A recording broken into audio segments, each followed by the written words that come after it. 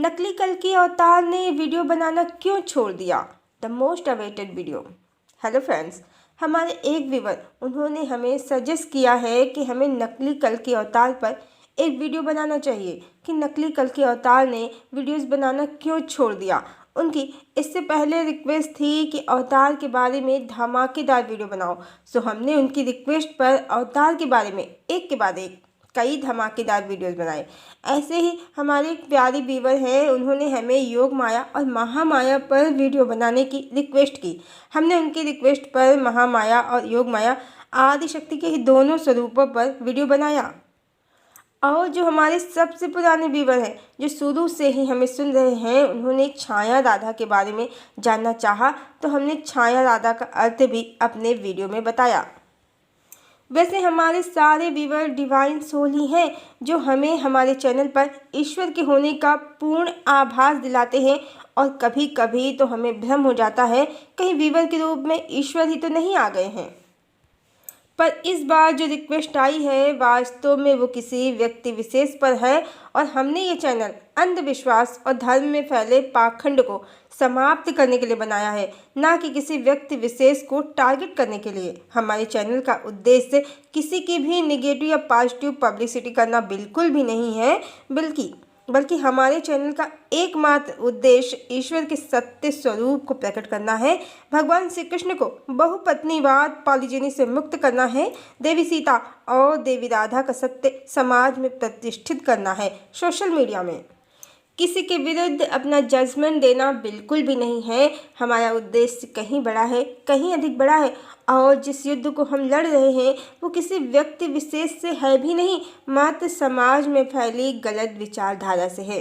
फिर भी हमारे प्यारे व्यूवर जो हैं, उन्होंने रिक्वेस्ट की है कि इस बात पर चर्चा जरूर हो कि नकली कल्कि अवतार ने वीडियो बनाना क्यों छोड़ दिया।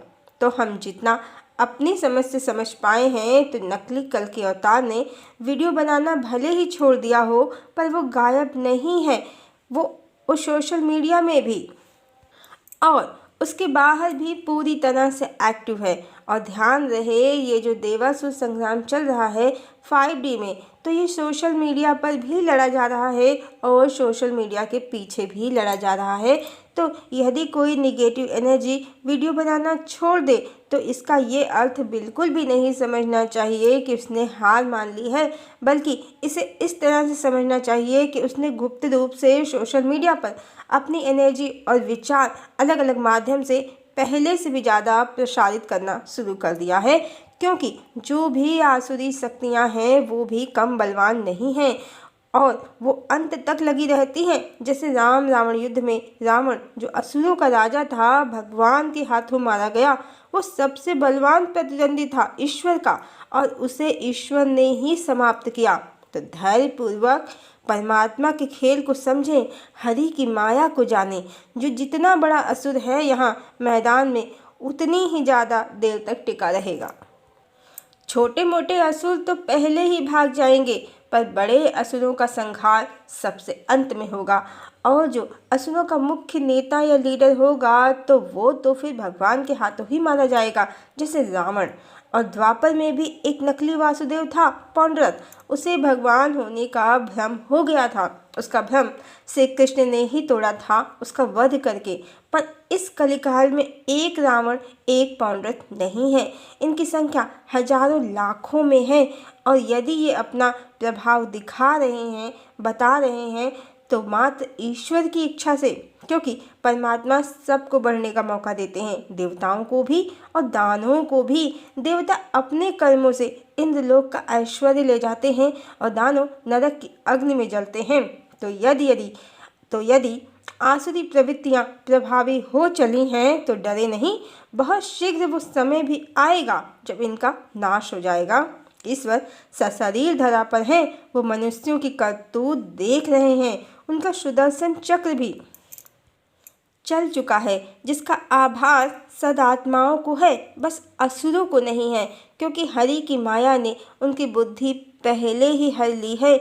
इसीलिए ज़्यादातर असुर प्रवृत्ति के कल्कि के प्रचारक स्वयं को ही भगवान सिद्ध करने लगे हैं। ईश्वर की माया में वो ट्रैप हो गए हैं।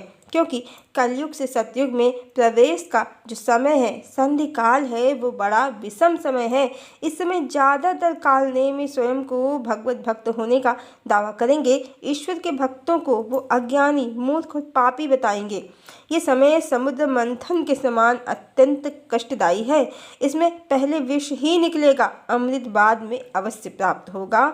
और समुद्र मंथन के अंत में जैसे देवी लक्ष्मी निकली थीं और उन्होंने भगवान विष्णु का वर्ण किया था और भगवान दोबारा से लक्ष्मी नारायण का स्वरूप प्राप्त कर पाए थे, बिल्कुल उसी तरह इस संधि काल के बाद जो सतयुग मिलेगा तो उस समय सभी नकली कल की समाप्त हो चुके होंगे। देवी लक्ष्मी आदिशक्ति परमेश्वर का, भगवान विष्णु का पुनः वरण करेंगी और संसार में पुनः लक्ष्मी नारायण का साम्राज्य स्थापित हो जाएगा।